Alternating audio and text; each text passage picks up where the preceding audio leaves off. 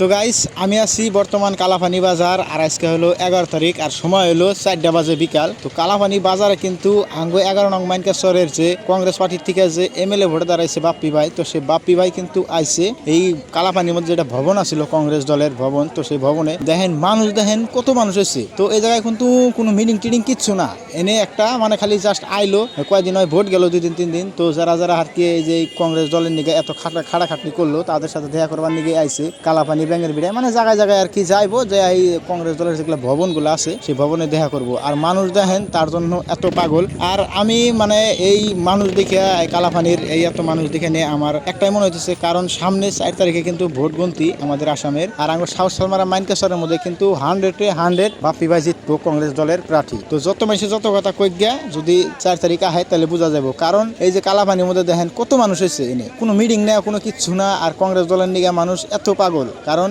আঙ্গো ওই মাইনকাসর সমষ্টির মধ্যে যতই এজিপি বিজেপি যতই করুক গিয়া, কিন্তু কংগ্রেস দলের নিয়ে মানুষ সবাই পাগল। যারা সাধারণ রাইজ সাধারণ মানুষ তারা কিন্তু এজিপি বিজেপিতে ভোট দিব না, কারণ এই যে হিমন্ত মামা যেগুলা কথা কইতেছে, তো এই কথাগুলা শুনলে মানুষের মানে পায়ের রক্ত মাথায় উঠে যায়। তো এই মানুষগুলা কিন্তু কংগ্রেস দলে ছাড়া অন্য দলে ভোটই দিব না। তো 4 তারিখে 100% বাপ্পি ভাই জিতবো, মানুষ দেখে বোঝা যায়। তো কেরা কেরা আমার সাথে একমত আছেন সবাই কমেন্ট করে জানিয়ে দেন যে অ্যাকচুয়ালি বাপ্পি ভাই জিতবো না জাভেদ ইসলাম জিতবো।